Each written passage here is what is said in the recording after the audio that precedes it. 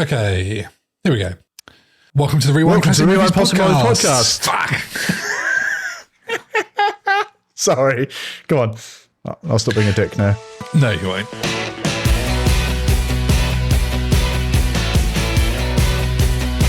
Welcome to the Rewind Classic Movies podcast about 80s and 90s movies we probably saw as kids, even if we weren't old enough to fully understand the adult themes. I'm GB, and with me, as ever, is my co-host, AJ. Yes, it's me again, Shock Horror. Today, we're going to be talking about a strong, muscular man in red Speedos. Directed by Richard Donner and released in 1978, Superman cost $55 million and made over $300 million at the box office. It became Warner Brothers' most successful film at the time and the second highest grossing film of 1978, which makes me wonder what number one was. It even moved original Superman creators Jerry Siegel and Joe Shuster to tears. It would go on to win an Academy Award for Best Visual Effects and be nominated for 3 others, with a BAFTA win for Christopher Reeve as Most Promising Newcomer to a Leading Film Role, and many other wins and nominations and other awards. It's since been selected for preservation by the United States Library of Congress National Film Registry for being culturally, historically, or aesthetically significant. AJ, what is your history with this movie while I Google what the number one film of 1978 was? I was about to ask you the same fucking question. My personal history with this film, I saw it ages ago. In one of the previous rewinds, I talked about a VHS chest that we had at home, this big antique chest, and we kept all our VHSs in there. It was definitely one of the ones in there. And I think it's also one of the few ones we had at boarding school as well. I've not seen it since I was living in that house, which is a long time ago now. Genuinely don't think I've seen it in absolutely years. But interestingly, rewatching it now, it's amazing how much I remembered quite vividly. Not all of it, but very certain scenes I could remember almost word for word. You know, it was quite interesting. Yeah. What about you? It's nice that you've seen it. It makes a change, right? Yeah. I mean, this is one of those movies that's always just been there for me. I often get the plots of the first 3 films a bit muddled, even though I own them all on various media, including the Donner cut of Superman 2. Which is a whole nother discussion. I'm actually even a fan of some of the stuff in Superman 3, which I know not a lot of people are. But let's go back to the top films of 1978. Superman's number 2, right? Number 3, National Lampoon's Animal House. Can you believe that? That made $120 million. I cannot believe that, genuinely. Superman made $134 million. And then number 1, Grease, $159 million box office. Was that released in the same year? Interesting. I've got an anecdote about that later on. You have an anecdote about Grease? Yes, that ties in with Superman. What's the word? It's the word, it's the word. God, he's singing again. We're going to have to cut this licensing. Talk about the start of the movie. It's funny because I didn't actually remember the start at all watching it. I thought it was quite interesting. And I remembered the comparison between Man of Steel and the beginning of this, very similar, obviously. So I don't remember the start at all, but they're all gathered in Krypton, and they're all wearing their little symbols on their, they've all got their little symbols on of different meanings and stuff like that, and they're all having a debate about, the fact that Krypton's going to blow up, and they're all like, "Now is it bollocks?" And he's like, "No, it's literally about to." And they're all like, "Mate, you've gone into Guy Ritchie's Superman." That'd be great. Can you imagine? It's like, "No, mate. Piss off, Carlo. Give him a slap, son." And he's like, "No, honestly, it's going to blow up." It's like, "No, it's not going to blow up." And then it does. It almost immediately, all cracks open, all cracks apart, and they're like, "Get the baby in the thing, put the thing," and they're pulling up these these crystal things and putting the crystal things into the, and then the baby takes off, and then boom, they're all dead. So I told you. I had to sort of start watching this twice. The version I obtained, I realised, luckily fairly early on, it was 3 hours and 8 minutes. Whoa. And I was like, hang on, this Superman's not 3 hours long. Then I realised it's like a extended cut, which is basically, when I Googled it, quote, a rough watch and more of an assembly cut. So I closed that down and dug out the actual digital copy that I own, the special edition, which is 2.5 hours. So that I might have watched 10 more minutes than you. It's amazing how many different releases they do, like with Blade Runner. Or, this one, you got the director's cut, and you got the theatrical cut, and the special edition cut, and the remaster cut, and the remastered special edition director's cut. It's like, God, just fucking stop it. I skipped through 5 minutes of titles. The music is fantastic. I could have sat there and watched it. John Williams. Oh. Beautiful. It's a hell of a suite. And we'll come on to music later. But I love the whole setup on Krypton. It's totally unnecessary, but it gives so much weight, and it means that the film isn't just a bloke with superpowers. Do you know what I mean? It gives it this backstory. I love it. Totally. And Yeah, the scene of like the Phantom Zone flying in, and the scale of it, and the whole set, and how the people are so small. Oh, it looked fantastic. And that's done with miniatures, and they put the people in the middle to show the scale and everything. I love the glowing outfits. They look fantastic. I think that's the same material they used, ding ding, on lightsabers in the original 77 version of Star Wars when they couldn't quite get all the stuff working properly. They just covered it in the reflective material. Excellent. There were reports that Brando sort of phoned this in and just sort of read the lines off cue cards, but he fucking sold that character to me. That is acting without looking like you're acting, and just nailing it for me. Which is kind of what, Marlon Brando does. He's well known as a very good actor. It's interesting. Breaking news. I know, right? But it's not the first time he's read off cue cards. Like, how does he do that? How do they let him get away with it? Yeah. It's Marlon Brando. They're going to make him an offer he can't refuse. I love how Superman's mum and dad, as I'm going to call them, are talking about what he will be like when he goes to Earth. And Brando does the positives, like, he'll be fast, he'll be invulnerable. And she does all the negatives, like, he'll be alone, he'll be different. You could feel her sadness, man. Oh, she was amazing. When she just she doesn't say anything. There's a lot of great acting in this movie where people don't say anything. They just use their body. And there's a bit where they're looking at the baby in the spaceship thing, and she sort of rests her head on Brando's chest, and you just really feel it. Yeah, they know they're about to die. Ugh. Yeah, the destruction of the planet is horrifying. And I think it's one of the best movie scenes that convey that kind of horror of something of that scale. Mm-hmm. People are fucking falling, and they're just like chaos and everything. I think that's fantastic. This whole opening scene, I mean, it's long, but it never feels long. It just feels fantastic. But I'm going to say this now. Christopher Reeve and Superman don't show up until at least 50 minutes into this movie.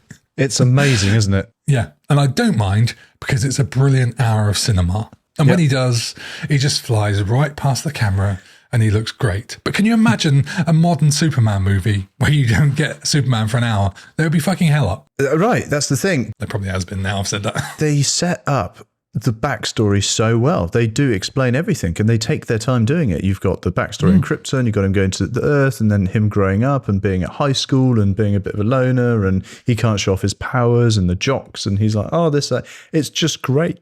The backstory is there. It's absolutely there, But also, let's not, and I'll mention this again later, but we set up 3 characters in the first part of this movie who we never see again. Yeah, it's true. Sort of. But let's talk about how the movie came to be. I could talk about this section probably for about an hour or more, but I will keep it brief because there's a lot more interesting stuff to talk about than just the backstory of how the movie got made. Before Dick Donner came on to direct, there were negotiations with, right, now brace yourself, because there's some names coming up in these next few sections that are going to be fucking hilarious for how crazy they are. There were negotiations with Francis Ford Coppola, William Friedkin, Richard Lester, who'd go on to do Superman 2 and 3, and George Lucas, who turned it down because of his commitment to a little movie franchise called Star Wars. Hey, George Lucas, wow. And producer Ilya Salkind, he wanted to hire Steven Spielberg, but his brother Alexander was a bit skeptical, and he wanted to see how Jaws did. All right. Funny enough, Jaws 2 came out in 78 and was like the 7th most popular film of the year. Something like that. Yeah. Now, you'll know the name Guy Hamilton, the Bond director. Yes. Because Bond is one of the film franchises you know a lot about. I do, but I don't know all the directors. He directed 4 of them. Yes, he would have done. Diamonds Are Forever. Roger Moore, Live and Let Die, I would imagine. Man with the Golden Gun, For Your Eyes Only. There we go. I knew none of that. He was hired. He was the director of Superman. Whoa. Yep. And they started pre-production in Italy. That's where it all goes wrong. All right. Brando couldn't film in Italy because there was a warrant out for his arrest to do with the rather controversial scene from Last Tango in Paris, which we won't talk about. And production moved to England, where Hamilton was a tax exile. So that was him out. They took Brando over Hamilton, and Hamilton was a bit ill, apparently. So Donner was hired after the producers saw The Omen, which I forget was a Richard Donner movie. God. Wow, okay, yeah. Anyway, they shot Superman 1 and 2 at the same time, which is a huge ball ache. Donner became completely exhausted by the experience and was ultimately fired and wasn't involved in finishing the sequel, which was already shot about 75% of. It gets really mucky. But for now, let's stick to what's in this movie, and I'll talk about more about that stuff in Fast Forward. Whoa, that's nuts. So they hired him and they fired him and hired the other guy in to finish it off. God, that's insanity, isn't it, how it all goes on? Richard Donner, what a legend. Right? R.I.P. Marlon Brando, let's talk about the cast. Yeah, absolutely. God, yeah. Can you imagine, I'm trying to get my head around, because obviously I wasn't born in 1978, what a big deal Almost it would have been to have cast Marlon Brando in Superman in 1978. The fact that he even took it on says a lot. You know, big sort of heavyweight classical actor. And then, I'm going to make a superhero movie. I reckon it must have been the money. The $3.6 million he got paid to film it within 12 days using cue cards.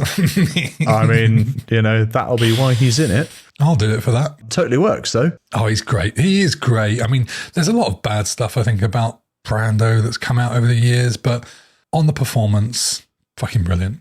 But he horrified the producers by, in their first meeting, he wanted the character to appear as a green suitcase or a bagel with his own voice. What? A green suitcase? Yes, or a bagel. Can you imagine just being Marlon Brando and going, now listen, this is how I think it should be. And you're the producers going, not sure, Marlon, actually. I think you might look better on screen than a bagel. Wow. That's the nuts. cheek of it. Right? Christ. He really did want to phone it in. Yeah. From a suitcase. But yeah, you thought he was great. Absolutely. Yeah. He played that bit so well. It doesn't last very long, but it's fantastic. You really believe him, and you want to believe that, oh God, listen to this guy because the planet's about to explode. I believe you when you say it. And the other guys just aren't listening. Let's talk briefly about Zod and Co. Because the bad trio that we get a teaser of here are great. You've got they are my favourite bit, really. The favourite. It's just because it just works so well. The three of them, they just work so well. It's brilliant. I love it. You've got the brains, you got the brawn, and you've got feminist, which I'm not trying to be demeaning, but they say Ursa has a perversion that she hates men. And the way they portray her in this film with her look, I think is going down that road. Yeah. Which in 78, I don't know how topical that would have been. I don't know. I think it was just starting to poke its head and, be a thing. But interesting. I like, it could have easily been three blokes. It could have been like the Three Stooges, but I think it works well with a female sort of character in there as well. No, I absolutely, I've got all the time in the world for Gene Hackman anyway. I think he just plays the most perfect character in this. Why are you talking about Gene Hackman?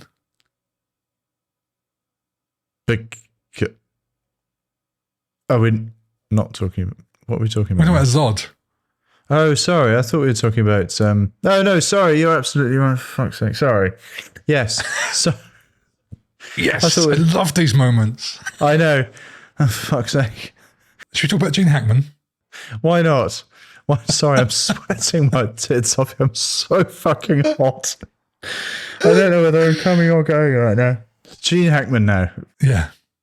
Lex Luthor. Gene Hackman as Lex Luthor. Or Luthor, as they say in America, is brilliant. Hey, Luthor! I know. So this is the trio that I thought you were talking about, who are absolutely stunning, and I absolutely love. That makes sense, and I never realised actually that you've got two trios of two guys and a woman. That's the thing. It really threw me because it's absolutely. But I was thinking, she's a feminist. It's like Is she a feminist? No, she's not a feminist. She's definitely not a feminist, mate. But okay, I'll run with you here. I'm not entirely sure where we're going. So no, but Gene Hackman, and he's this evil genius. You got his bumbling henchman, and then you got his girlfriend, and it's just great. They work so well together as a trio. I love them. That's my favorite bit of the film, not the previous trio. Right, I was going to say it was a weird choice for your favorite bit. Absolutely, yeah. Hackman so underplays this, but with such authority. Mm-hmm. He's so good. I never appreciated how good he is in this role. And I think every time you have a Lex Luthor since, it just shows up how brilliant Hackman was. I think that all Lex Luthors are judged by the stick that is Gene Hackman, really, to be honest. And I love his various wigs. They were such a highlight. Like, just they're used for such comical effect throughout the movie, but also Luthor himself plays it really straight. And it's only Otis that sort of stumbles upon the wigs and sort of has a bit of comedy with it and stuff. And I like Luthor's reveal at the end when he takes the wig off and stuff. I can't say enough about how good Hackman is in this, and it makes me miss him even more. Yeah, absolutely. Absolutely. And I look forward to, I'm going to go and watch the other Superman movies, I think, in some point in the spare time I don't have. I just need more Hackman. Clark Kent's parents. Yes. Mum and Pop. Yes. Jonathan, the character of Jonathan, I love. I think he's brilliant in this. Albeit very briefly.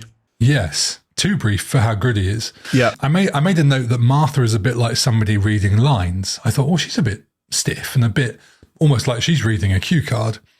And then I found out that Phyllis Thaxter, the actress, is producer Ilya Solkine's mother-in-law.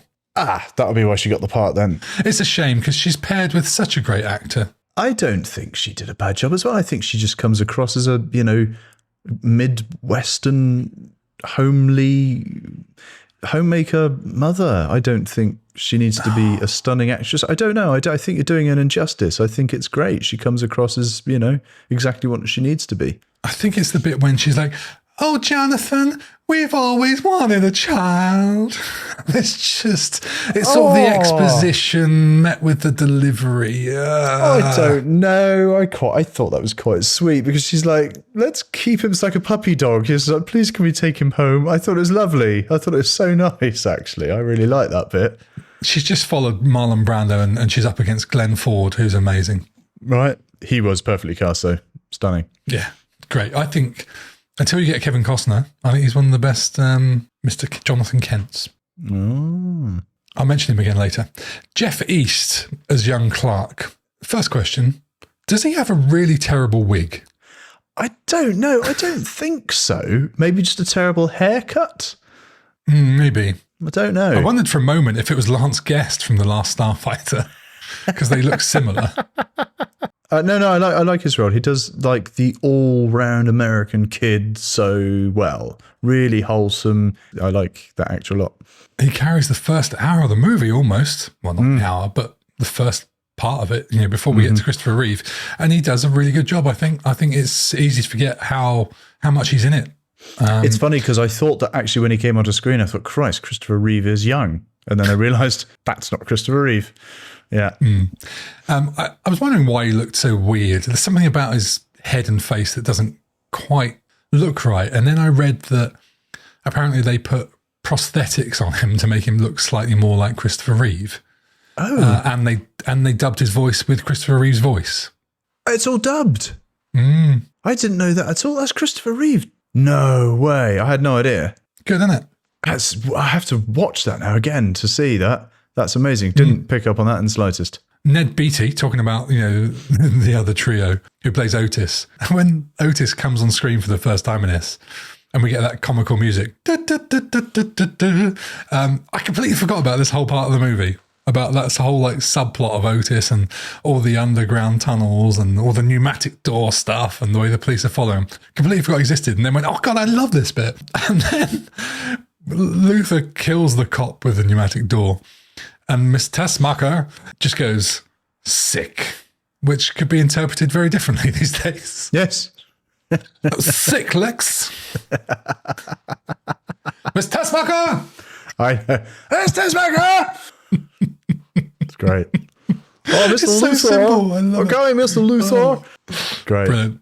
Two more people that I want to quickly talk about. Okay. One of them won't be quick. No. One of them's Margot Kidder. Bless her. She used to really annoy me as a kid. I just Really? she just struck me as this irritating old woman, which when you're 10, I suppose she could be. Maybe. She's great. She's cool. I totally appreciate everything she does in this. The scene she's got with him on her massive roof terrace. How does she afford that? Yeah. In New York or wherever they are. No, what? Fuck's sake.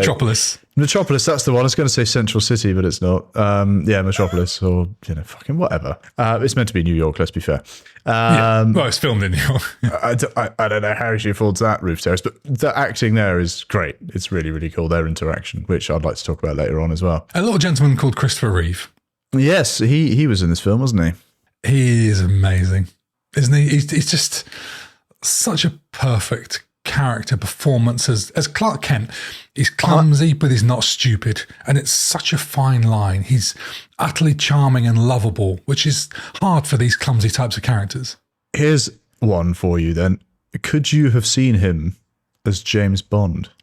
Yes. Right?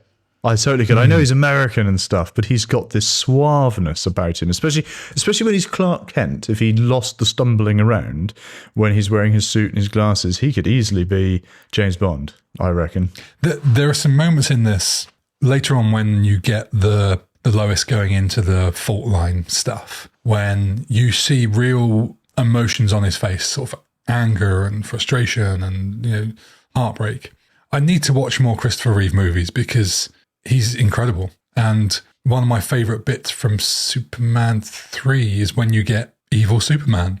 It's fucking Dark Man. Dark Man. That's his nickname. Dark Man. Look out, it's Dark Man, everyone. He literally is probably stubbled up and everything. So. It is absolute perfection. I know. I loved watching him in this and seeing him play two very different characters very differently, which, takes some doing. You're playing two different roles. It's fantastic. And he also directed a film, when he was in his wheelchair after his accident. It was stunning. I mean, he kept going and going and did a lot for human rights. He did a lot of fundraising and that sort of stuff, a lot of charitable stuff. I mean, an amazing bloke, not just an actor. A Superman. Indeed. He said he based his portrayal of Clark Kent on Cary Grant's role in 1938, Bringing Up Baby, apparently. Don't know it. You'll love. Have you not seen this? Brilliant. Oh, it's great. It's lovely. And you'll love this bit, right? I mean, you probably already know this, but in order to bulk up for the part, he underwent 2 months of weightlifting to get, hench. And he was supervised by none other than David Prowse. Oh, really? I'd heard his name thrown around in the mix of Superman, but I couldn't remember why. Yeah. Wow, the Green Cross Code, man. I think he did some other stuff as well. Don't remember, though. Can't think of anything. Christopher Reeve, just thinking about him, watching him, won't hide it. It makes me cry. Such a tragic life. I might mention more about it. But I should mention this next bit under favourite scenes, but I'm going to have to mention it now. When Superman goes on the date with Lois and they're on the roof terrace, and then he comes around and knocks on the door. He comes through, she disappears for a bit, and he takes off his glasses. And the way he holds himself, the way his smile, his chest, his hair, his glasses, he is a different person. Man, and it's the most amazing acting display. I was going to talk about this very bit. It's so funny. I was going to talk that exact scene in my favourite bits later. It's a masterclass. It's so good. It's so good. And you see him physically rise up. And I know.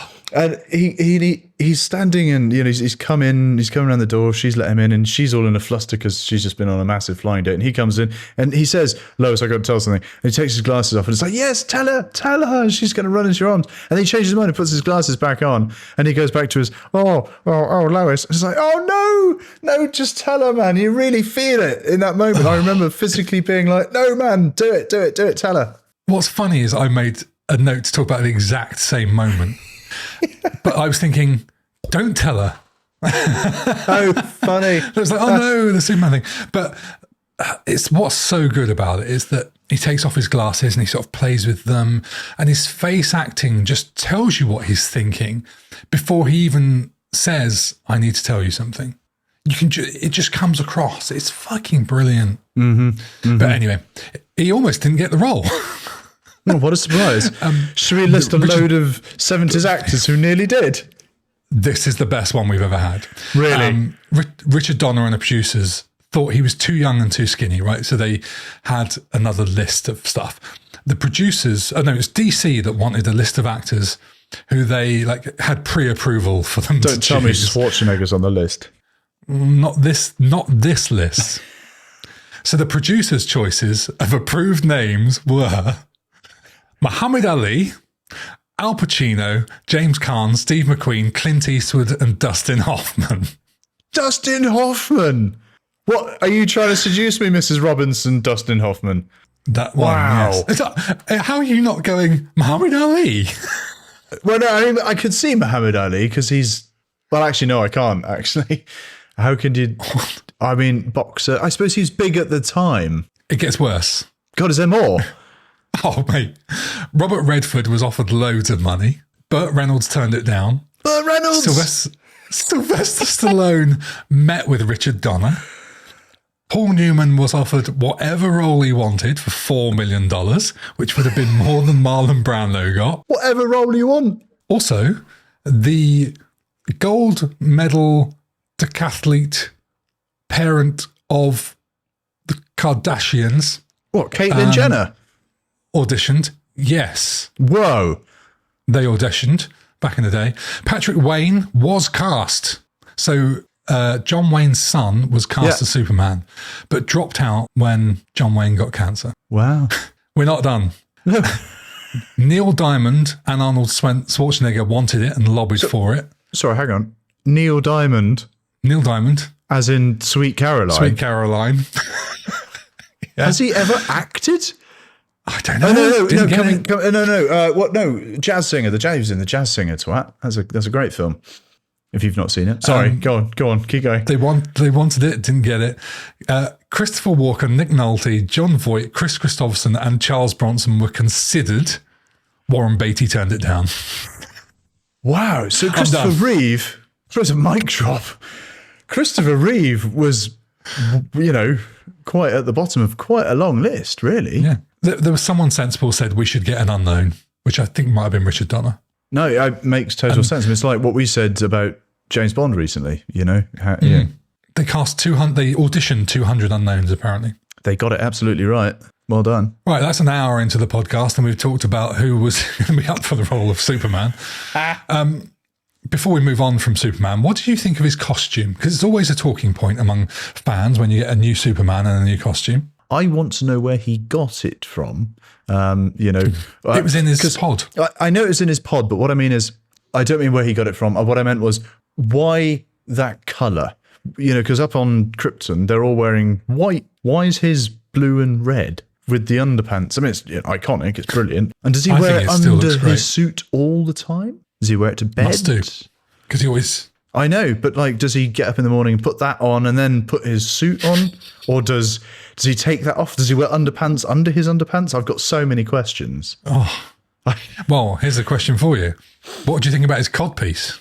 Well, I mean, it's definitely there, isn't it? It's very 80s heavy metal. Have we got a cucumber in there?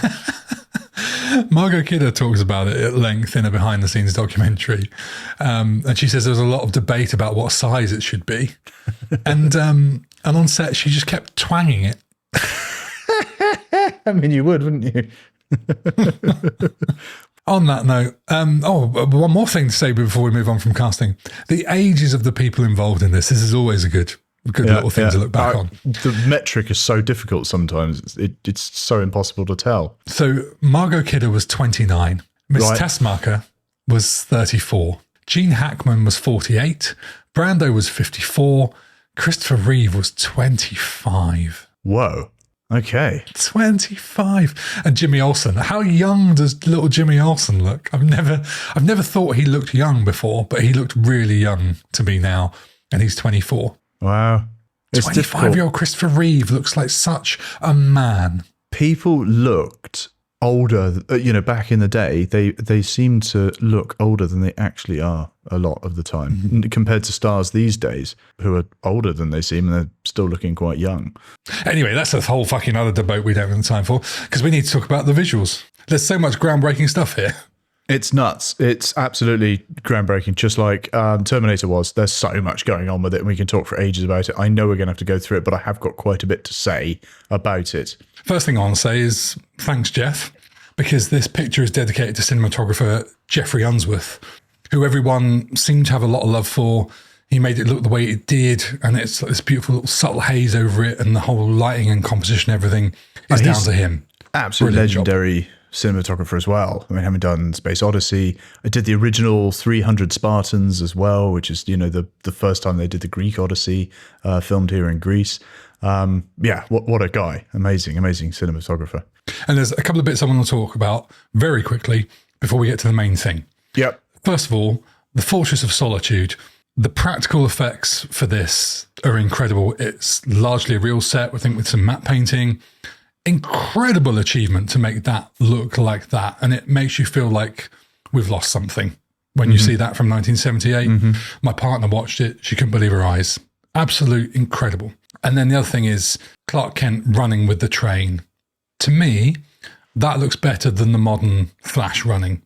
And they had him on wires because they really wanted things like the shadows and it looking real. It's great. They didn't want this processed look. So that's the way they went with it. Brilliant. There's this great behind the scenes bit, and there's just basically like a pickup truck or something, and literally with a crane, and a guy suspended. I don't know if it's the original actor or stuntman or whatever, and he's in the wires, and he's just doing this, and it's amazing. It's so good, so good. It's like, we'll make it work. It's fine. Yeah, I'd always much rather that kind of practical effect than CGI or processing or compositing or whatever. Yeah, we should talk about the flying.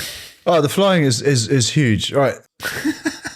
It's obviously an integral part of this movie, and you see it loads, and you watch it with one eye, and you go, bloody hell, that, fucking hell, it's a bit dated. And by today's standards, it's terrible. And some of the editing cuts, no, just wait, right? Some of the editing cuts when he takes off and he gets close to the camera and they cut to the thing far away, and it's like, but new ground's being broken. And if you just watch it for fun and put away the magnifying glass, then it's brilliant, right? And, like the dam scene when the rocks are falling. I mean, it's proper Tracy Island sort of scale model business. You can see it's like little bits of gravel falling down a thing, but it's fine. It's fine. You can totally forgive that. It's absolutely fine. What you tell me about the flying then? What do you think? I think the flying is amazing in this. I would rather watch Superman flying in this than anything that has happened in the modern era with Henry Cavill or the such like. As a kid, I just believed it. Never questioned it. The tagline for this was, "You'll believe a man can fly." That's what they put on the poster. Yeah, absolutely. Yeah. Totally. As a kid, yeah. I remember at some point when I was a kid, I went to Elstree Studios where they filmed EastEnders and had a big tour around the whole thing and some other stuff. And they had something there, if my memory is correct, where they showed you how they did the flying on Superman. It was basically a table where you could lie down and they had like a blue screen behind it and you could look like you're flying, right? And I went, so you go back to the playground and you talk about how, that's how they made Superman fly. But that was just one small part of it. There's so many mix of techniques to make it work. They had blue screen, black screen, wires, animation stuff and whatever. And apparently they had like umbrella-like poles that were remote controlled to flutter the cape. I was going to talk about that in a moment. Yeah.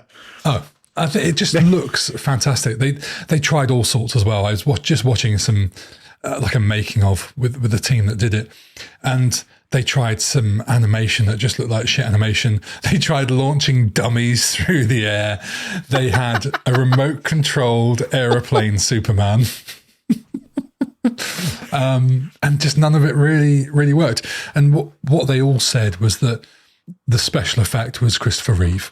They had other guys that they would come stand in to try and test the effects, and they'd be like, and all this sort of stuff. And nobody really knew how Superman flew and made it look convincing until Christopher Reeve stepped up and did it. He was a pilot. He had his pilot's license. No way. She really makes him sells him being graceful by flailing around and sort of looking uncomfortable. It's funny, isn't it? Because it is just it's the generic, the arm forward. What made that, instead of just, if you can fly, why would you put your hands up at all? You could just fly. Would you just not just do this, But that makes it something, doesn't it? It gives it. Of course, we should say there were previous Supermen live action in TV and film, but everyone credits Reeve with kind of so much praise for making the flying effects work here. There's something called the Zoran Zoom, which is named after Zoran Perisic or Perisic. Probably get the name horribly wrong. Perisic, that'll do, something like that. And it's phenomenal how they rigged it all. It's amazing watching how they did it. And as the camera zooms, the front projection, which they're broadcasting onto the back, sort of on the backdrop, it moves at the same time as the zoom. So the image appears to be the same, giving the impression that the hero is moving towards the camera. And they use this whole projector of like M3 Scotchlite tape as the projection screen, so it reflected it faster. And then they had these fans as well, and that little thing you're talking about on his cape was like a little radio-controlled camshaft rig that someone was controlling. So it moved on this little camshaft and moved these little rods, which moved the cape as well as the wind that was blowing him. And it's all these little details, which is just phenomenal. How they put it all together and came up with these concepts, it's amazing. And then there's the burglar scene. And I didn't know this, right? When he's the guy that's suction cupping up the side of the building, the whole thing's tilt shot, right? So Reeves is actually standing on the windows. The guy in the office is lying backwards. And if you watch it, he's actually kind of sitting quite awkwardly. He's a little bit red-faced and his arm doesn't look quite right if you look at it. You don't notice it in passing. You don't see it at all. You really don't see it, which is where the magic is. But he's for me there. is classic 60s Batman and Robin climbing up the side of a building. It's so good. It's so good because it's like that pesky burglar and he's just waiting for him, right? And what they did is at this point they were testing the wires. So they got really thin piano wires that they were suspending the burglar on. And what they did is they were vibrating the wires. Right, because they were filming in 24 frames a second. They thought, right, if we vibrate the wires, we don't have to airbrush them out, so it saves the job. That's amazing, isn't it? It's nuts. I love that so much when I watch that. And no downside to it. So it did work, but it wasn't good enough because they did snap. And it sent the stuntman to the floor of the sound studio. So they did actually sack it off. There was a downside. That bit is actually filmed with vibrating wires. They didn't have to airbrush them out. But later on, all the other bits and pieces, the other wires, they did have to brush them out. But it's such a cool idea that they came up with it. Like, right, okay, let's vibrate the strings, or let's make a zoom that does this, and let's do that again. It reminds me of, like, I don't know, that Apollo 13 scene where they have to, I don't know, they're given a box of bits and like, right, you've got to make this work. It's almost like there's a load of guys in the sound studio and a load of producers going, right, okay, well, he's got to fly, make it happen. It's like, right, okay, cool. If we get the camera and we put it like this and we do that, shit, and if we vibrate the strings and, the inventiveness of old filming techniques, it just never gets old. And every time I watch some sort of behind the scenes thing about these, I don't know, 70s, 80s, 90s films, it's just brilliant. It's so cool, Modern CGI never looks convincing to me. I don't care how advanced and fancy it is and how much modelling and science has gone into it. Put people in real sets and do real things. Yeah, absolutely. Bloody excellent. Tell you what else is excellent is the music. It is absolutely brilliant. Of course it is. It's going to be. It's made by John Williams, so I would expect nothing less. There are so many good themes and melodies for this. It's easy to go da da da da da da da, but there's a million different things going on in this movie. You mentioned earlier about the henchman theme.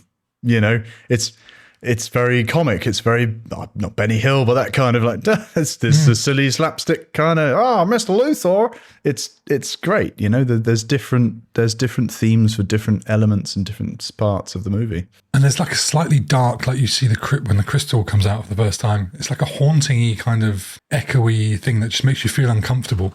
Yeah, there's so much going on. It is one of the masterpiece soundtracks of all time. I think. I'd listen to it in my car. I have done. So here's a question for you. I know, absolutely. It's definitely a car. It's definitely a car OST every day of the week. This obviously came out in 78. When did Star Wars, the first one, come out? Or number 4? Oh, right. So a couple of years before this. Okay. So John Williams. 1 year before. Cheers. Oh yeah. 1 year. All right. John Williams had already composed the Star Wars theme, so he's sort of known, I suppose, at this point. And so this is where it gets mucky. Go on then. Well, I've never noticed it so much before as I do now, but I can hear a lot of Star Wars melodies in this soundtrack. Yeah. And I think what I can hear is some future Star Wars melodies in this. One of the musical highlights is the way the little baby Clark Kent holds up the truck as Jonathan Kent is trying to fix it. Yeah. And we just get this little teaser of the Superman theme. And it's just brilliantly done, just gives you enough and just winks and nods to say, it's coming. Yeah. But we've already had it, of course, in the titles. So it's got a familiarity. Yeah. Beautifully done. Right. I mean, we could talk about John Williams for an hour. We could. But we won't. We won't. Let's talk about some things that we want to talk about. You go. I love that he's solving crimes like burglars and car chases and saving Air Force One and cats in trees rather than fucking huge aliens or whatever that he's got to do these days. But it's so much more realistic and grounded and relatable and just enjoyable to watch until the girl whose cat was in the tree gets beaten by her mother for lying when she tells her what happened. Stop lying! It pays into like the wholesome remit, you know. Even Lex Luthor is not completely evil. Yeah, I mean he is, but he's kind of like in a lovable kind of way because I don't know the dynamics of it. They are such. It's his that trio is a very comedic trio. So many superhuman films, superhero films are now just like good versus evil, but this is just I don't know. There's good amounts of comedy. There's good amounts of drama. It's brilliant. I like that Superman goes to Lex Luthor's lair and they just stand and have a conversation. Yes. I mean, he breaks the door down, in fairness. Yeah. But like, Superman could snap his neck or do whatever he wanted to him. But it's a different vibe. Like, you haven't got to go to this great destruction storytelling. You can actually have just acting and characters. Anyway, your turn. I like the fact that Superman is human with human feelings. You really pick up on the fact that he's become human. You can hear there's a part where he's found her in the car, and you mentioned it earlier, and he's like, he's emotional. His girlfriend's died, and you can hear both his dads saying he mustn't interfere. Yeah, you know the bit. You can't interfere with the humans. Like you mustn't, and you can hear him saying you were put here for a purpose. That's it. And he's like, fuck that. My girlfriend just bought the farm. I'm turning back time. You can't fucking stop me. And he does. And then he does the thing around the world. And I thought it was a really interesting take on how he's become part of his adopted species. I know he's this alien and he should be strong about it, but he's like, no, I am fallible. I'm going to do it. I'm going to turn back time. I'm going to, fuck the lot of you. I'm going to want to bring my girlfriend back from the dead. And it's just, that was really interesting. That really hit me the most when, after Jonathan dies, he's out in the field and Martha goes out to him and he says, I've been finding some help from Ben Hubbard. It was that caring about his adopted mother, and these themes of death and getting old really hit harder now than they ever had any other time I've watched this. It hit me the most when I watched it this time round, especially his old man dying, his adopted dad, when he was, they're just walking, he's come back from school and he's run back and they're just walking up the arm around each other or whatever, and he runs into the barn and then his dad just has a heart attack. And it's like, oh, God.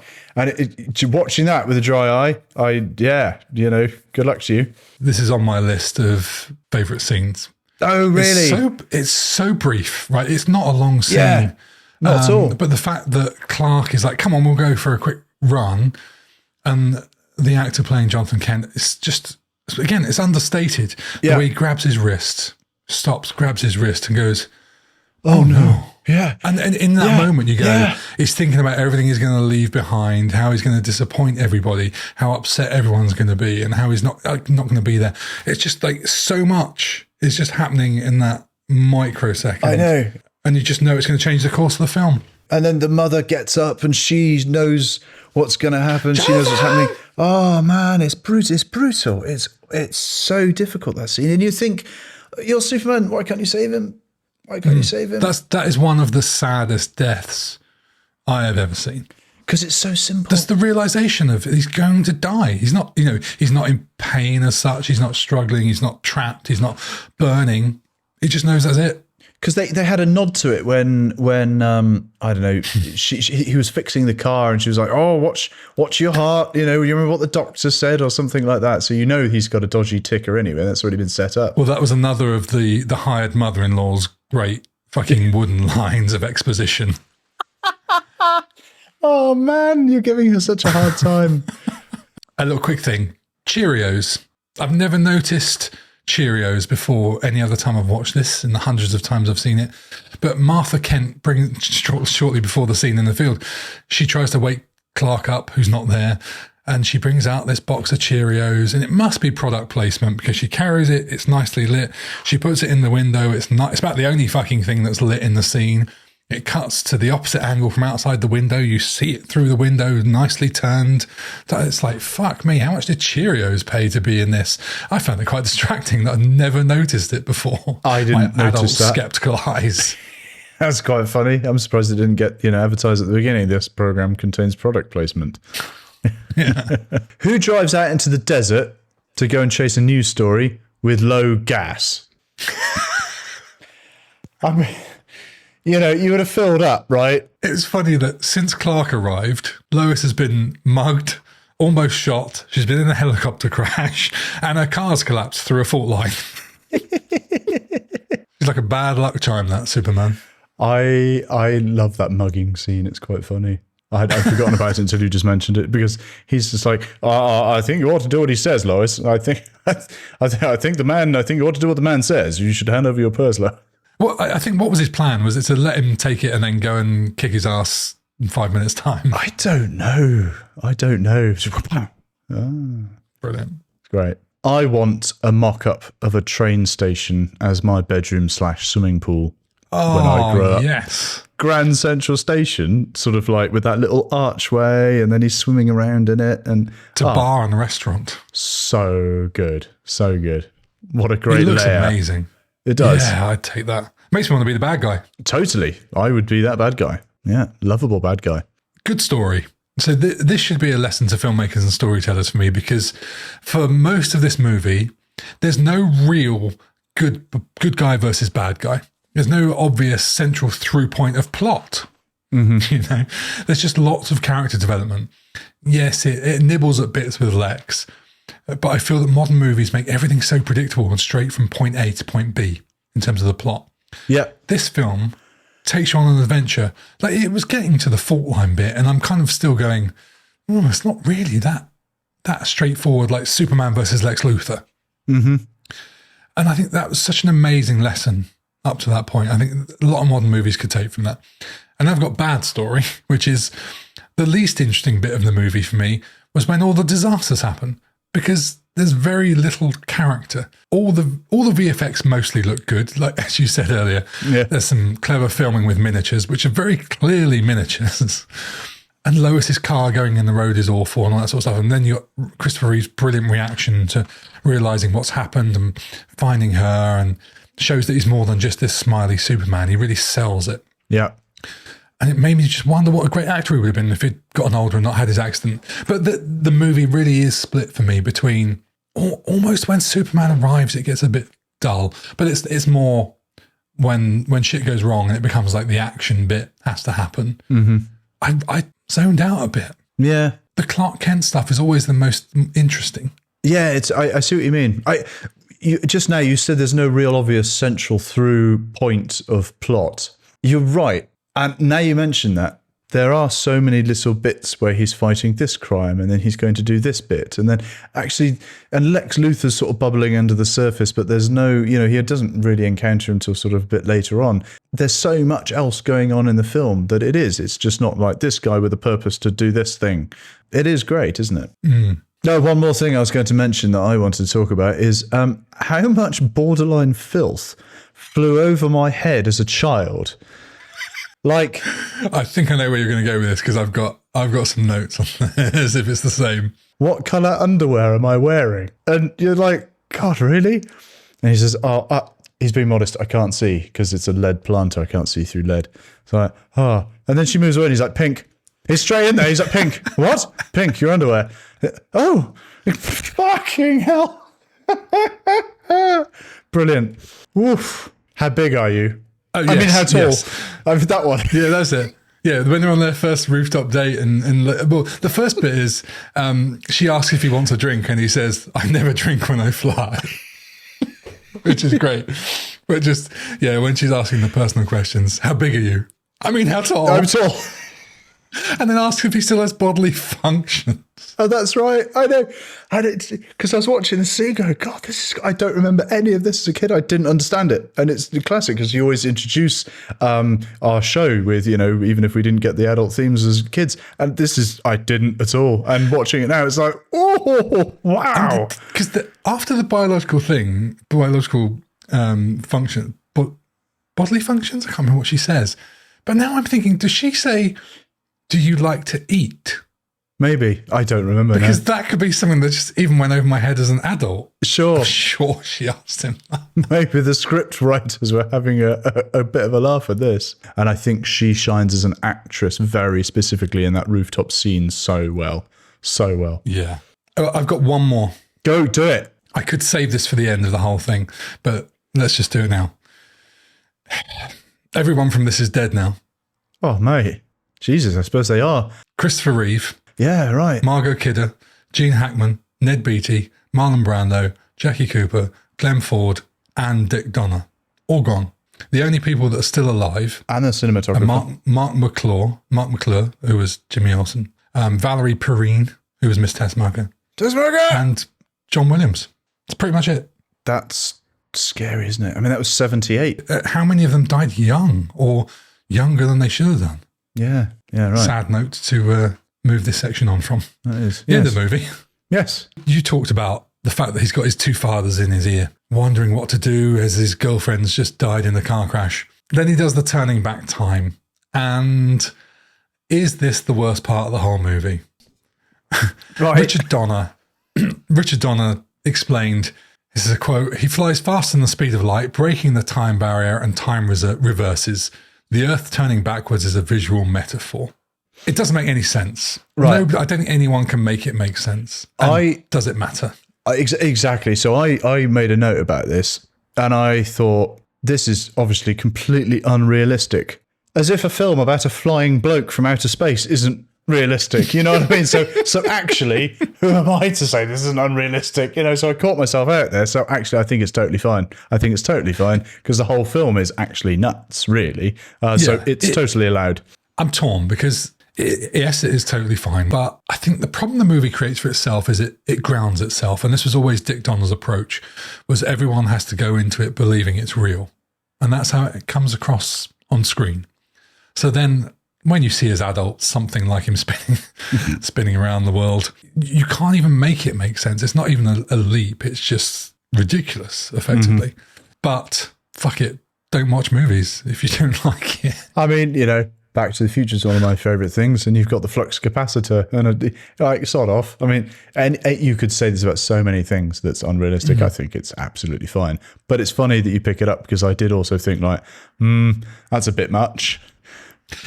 I think at least with things like the flux capacitor, there's like an element of undescribed nonsense where you just go, this thing's a thing and there's stuff involved.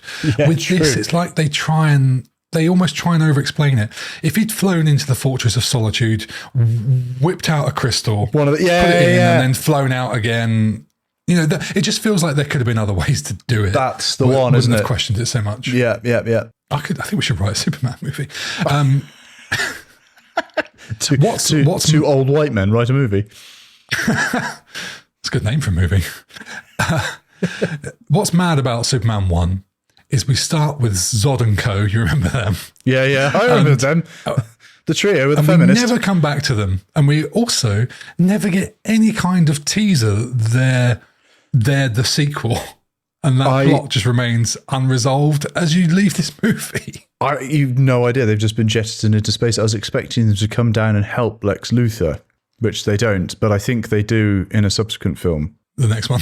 I mean, these days, Superman would end the movie flying around the Earth as he does, and as he turns away, you'd sort of see them coming around the corner or something like that, wouldn't you? That's how they'd do it. Or it'd be a post-credit scene or whatever. But can you, being in the audience in 78, seeing this for the first time, Terrence Stamp, he didn't get a big role, did he? Anyway, we'll go on to favourite scenes and lines. We've done some of them. I was going to say, we've done some. Looking at mine here, it's like I've already gone through a couple of those. Top of the list for me was the Oh No death of Jonathan Kent. Oh, yeah. Next on my list was just that Lois can't spell and she's a terrible journalist from that point of view. Just like you. Yeah, well, Perry White comes out to her. I think it's Perry White, and he just goes, "There's only one P in rapist," which, for a kid's movie, that was the choice she went with. Right. Which means she's written rapist. Yes. And then later she's writing a story about a sex maniac. And Perry White says, "There's no Z in brassiere." Everything's so sexual. I know. Like I said, the filth just flies over the top of your head, right? Yeah. But what made me laugh is I was a journalist for a couple of decades. And sadly, this isn't far off what it was like when I started, which was when we were tipping just a little toe into the digital world. When I began, we were still using fax machines, and we would be writing our stories in Windows Notepad, printing them off and faxing them over to the editor. Mate, in Notepad. Wow. Yeah. And faxing. Yeah, and that was like cutting edge. Yeah. And all the photos were in black and white. How old are you? We used to have to make decisions. We had to make decisions with the photographers and the sub-editors about what photos would be in colour. Wow. Funny. Basically any scene with Gene Hackman in, I just love him. I love him when he's in his library and he's climbing up the ladder, and then he pushes him across the wrong way on the ladder, and so it's just, there's so much fun in it. I just love it. I even love his girlfriend, who's actually secretly in love with Superman. Every time she comes in, she's a bit and rescues him, obviously, from the swimming pool because he's got the chain around his neck. Typical, almost sort of Austin Powers in the way that he sort of like, just puts the chain on and pushes him on the pool. Doesn't wait and see if he dies, doesn't kill him. He says, I gotta fly, or something. He's like, I've got somewhere to be. Christ. Yeah. I mean, you can't do it. I wouldn't be interested in it now, but I would have loved a Gene Hackman, Lex Luthor, and Ned Beatty, Otis backstory, like TV spin-off. How did they find each other? Why did the world's most intelligent evil man pick this fucking clown to be his sidekick? Bumbling sidekick, I know, right? Yeah. That would have been brilliant, because they have more scenes together in Superman 2. Yeah. Which are great. Yeah. Just a quick one for me, favourite line. The first time we see Superman change into his Superman outfit, he comes out of the telephone box or whatever, and there's a person of colour that looks so 70s. He's got like this cool suit and hat on, and he just goes, "Hey, Jim, that's a bad outfit." Right, it's so good. It's so good. Excellent. It's sort of so out of place, but just perfect at the same time. It was. And there's so much of this sort of comedy as well throughout the film, like the robber with the suction cups, and Superman's just standing there waiting for him, and he's like, "Where do you think you're going?" kind of thing, and then picks him up and brings him down. There's so much funny comedy bits as well as the drama and the sad bits, and it's a perfect balance. It's so good in equal measure. Like Jumbo Jet, one of my best lines is he's sitting there and he looks out the window, he's like, says to the pilot, "Fly. Just fly. I'm not going to tell you what's out there. Just fly." That's just a great line. And then the classic one where the helicopter's fallen and he gets her. "Sorry, it's all right. I've got you." And she's like, "You've got me. Who's got you?" It's brilliant. It's almost become like a cliche or something, because that's such a great line. Yeah, absolutely. I think it's talking about sort of weird comedy moments that appear. Larry Hagman pops up as the sort of army chief on when they're transporting the missile. And Miss Tessmacher is in the middle of the road having had the car crash. Yeah. And all the army guys are around her. And someone says, thinks she needs vigorous chest compressions and mouth to mouth. And Larry Hagman just sort of steps up like, leave this to me, boy. I've got this. It's so fucking inappropriate. A woman who's unconscious from a car crash. And when they've got the map, they get the map out and they're like, oh, you want to go there? No, what you need to do is you need to go down here, turn on the left and turn, and they've got the army people gathered around trying to give them directions while she climbs on to readjust it all and stuff like that. Well, she climbs on in a red outfit with a tool belt with spanners and wrenches on it. Matches her dress. It's great. Brilliant. Some quick trivia bits. Go for it. Yeah, and I don't know if you would have seen this scene. When Clark Kent is young and he's racing the train, it cuts to a bit inside the train with a young Lois Lane and her parents. And she's like, I just seen a boy. Did you have that? Yeah. Oh, you did have that? Yeah, it had that. I thought that might only be in the special edition. I didn't know that was a young Lois Lane. Well, they say Lois. Oh. I think you might even say Lois Lane. I didn't pick up on that. The actor who plays her dad is Kirk Allen, who played the first live-action Superman in 1948. No, wait, 1948. Wow, it goes back and to that. And her mum is played by Noel Neal, who was his Lois Lane. Oh, that's lovely. That's nice. But apparently that was a deleted scene that was just restored for home media. So maybe that's the version you're watching anyway. Maybe. How about that? A bit of trivia I've got, and I know we've talked about, well, you've talked about how many people were nearly up for this role. John Travolta auditioned for the role. And I don't know how far he got, or if he turned it down, or if he was asked to do it, but he couldn't do it because Grease, which came out, the same year. So that was the number one film of the year. Absolutely, that was the link. So he did that, and apparently David Prowse auditioned for it, and but he could have been talking absolute bollocks because he does. Now, Lois, when are you going to come fly with me? Here, get on. You got pink drawers on. You have, love. No. Just wouldn't work with it. No. But then he thought he would work as the voice of Darth Vader. So you're a traitor to the Rebel Alliance. Speaking of Star Wars, yes. The control panel that Lex uses in his beautiful lair to control all the things that he tries to kill Superman with. Apparently, that's reused from the Death Star. No, brilliant. I looked at it and went, "That's familiar. I recognise that." Some people say that the chest that he keeps the kryptonite in was the one that was also in Obi-Wan's hut, where he pulls the lightsaber out. But I'm not sure if that's true. Another quickie: Jackie Cooper, Perry White, who I think is an excellent Perry White, great newspaper editor. He originally auditioned for the role of Otis. No way. Yeah. But he got the role of White because the other actor they were going to use had to drop out because of heart disease. Oh, God. Not funny. Wow. And you'll like this, my last bit of trivia. There's a Bond link. Ooh, go on then. You've given me a Star Wars link, I'll give you a Bond link. Ursa, who is the woman from Nod & Co. Zod & Co. That's what I mean. God. She was going to be played by Caroline Munro, who instead chose Naomi in The Spy Who Loved Me. Right. How about that? There we are. You know what time it is now, don't you? We got to rank it, I suppose. Yeah, I can see you trying to adjust my script for later. I'm not going to fall for it. Yeah, you've just taken out the stuff that I put in, which is really quite right. Yeah. It's just part of the fun now. Yeah, great. Oh, well, sorry. Go on. We've got to rank it. Let's if this rank goes it. any way like it went last week, I am going to be pissed. I don't think it's going to. It can't, right? I'll go first. Go on. S tier. Ooh. It's so iconic. It's the template for everything else. The music alone gets it an A. Christopher Reeve alone. Oh, Christopher Reeve gets an S. Fuck it. Single-handedly. Dick Donner. Rest in peace, you fucking legend. Absolute legend. Dick Donner, such a porn star name as well. Really. It's really clean, mostly.